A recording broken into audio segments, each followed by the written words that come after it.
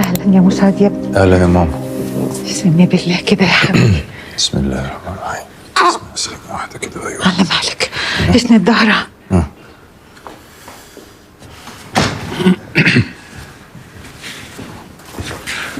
يلا يا مسعد انا جاهز.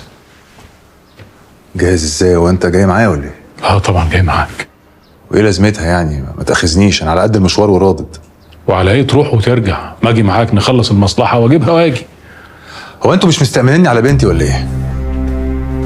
انا مش فاهم انت مكبر الموضوع كده ليه؟ بس الموضوع ما يستاهلش. ارتاح انت يا بابا، انا هروح معاك.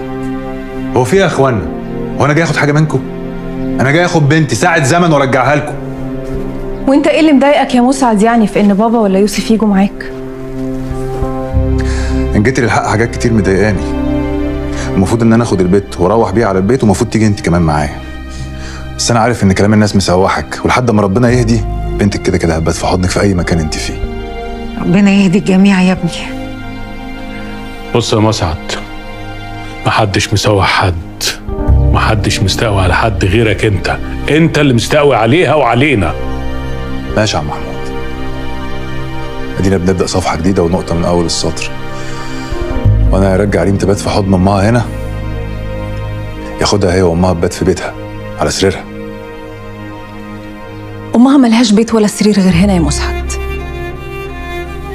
يا ريت ما تاخرش البنت عشان ميعاد رضعتها. ماشي، خد البنت طعامها وسجلها وهاتها تاني. السلام عليكم. مع السلامه. انت هتسيبه يمشي يا بابا؟ سيبه يمشي طبعا، ما هو ابوها يا جماعه، مش هياكلها يعني ولا هيقتلها ولا هيعمل فيها حاجه. هو ارعن واهوج، انما مش مجنون يعني. خلصيني يسترك، عايز اروح البيت تاكل. هتسميها ايه؟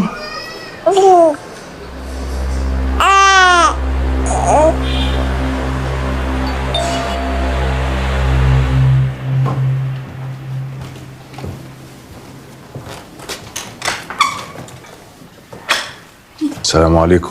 عليكم السلام ورحمه الله وبركاته. هاي يا حبيبتي، هاي. الحمد لله على السلامة.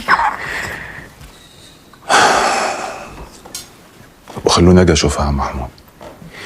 بص يا ابني، احنا ما نقدرش نمنع اب يجي يشوف بنته، خصوصا اذا كان بيحترمنا وبيحترم بنتنا. واذا كنت قبل كده ما عملتش خاطر للعيش والملح والعشره اللي بينك وبين بسمه، يا ريت تبقى تعمل خاطر للبنت اللي بيننا دلوقتي. ولما الدور بقى بالمعروف احسن. ماشي يا عم محمود، دي شهاده الميلاد والكراسه بتاعت التطعيمات. السلام عليكم. انا سميت البنت عبله. عبله؟ هو احنا مش اتفقنا على ريم؟ ليه عملت كده؟ اسم امي يا بسمه، ماله يعني اسم عبله وحش؟ وبعدين ما كل الناس بتسمي عيالها باسامي امهاتها، وانت لو كنت قلت لي عايزه تسميها عفاف انا ما كنتش قلت حاجه. لا ده شغل غلاسه بقى. يعني انت لو عايز تغير اسمها ما كنت تقول، مش من نفسك كده ولا كأن دي امها. الشهاده لله هي جت كده. الست بتاعت الصحه بتقول لي هتسميها ايه؟ بصيت في وش عبله الصغيره وشفت وش عبله الكبيره فقلت لها عبله. يا ابني ما احنا لسه قايلين من شويه ان التعامل بينا هيبقى بالمعروف والاحترام. وانا عملت ايه يعني يا عم محمود؟ ما حق اسمي اسم بنتي. وبعدين ان جيت الحق يعني وما تزعلش مني، المفروض الاحترام ده يبقى رايح جاي، وانا ما شفتش منكم لحد دلوقتي غير عداوه، من اكبر حاجه لحد ان انا اجي في امان الله عشان اخد البنت اطعمها وارجعها لكم. فانت بتردها لنا بقى دلوقتي مش كده؟ انا مش فاهم يعني هو ايه المشكله؟ يعني هو ماله اسم عبله؟ عشان قديم يعني شويه؟ من الاسامي القديمه دي راجعه دلوقتي عادي. انت هتروح دلوقتي حالا تغير اسم البنت دلوقتي. مفيش اسامي هتتغير يا بسمه، وافتكر انك ما ينفعش تغيري الاسم غير بموافقتي. طب بص يا مسعد، انا لحد دلوقتي ما كنتش عايزه اتعامل معاك زي ما انت بتتعامل، بس من هنا ورايح شوف مني العوج قبل العادل يا مسعد. انت بتهدديني يا بسمه؟ بهددك.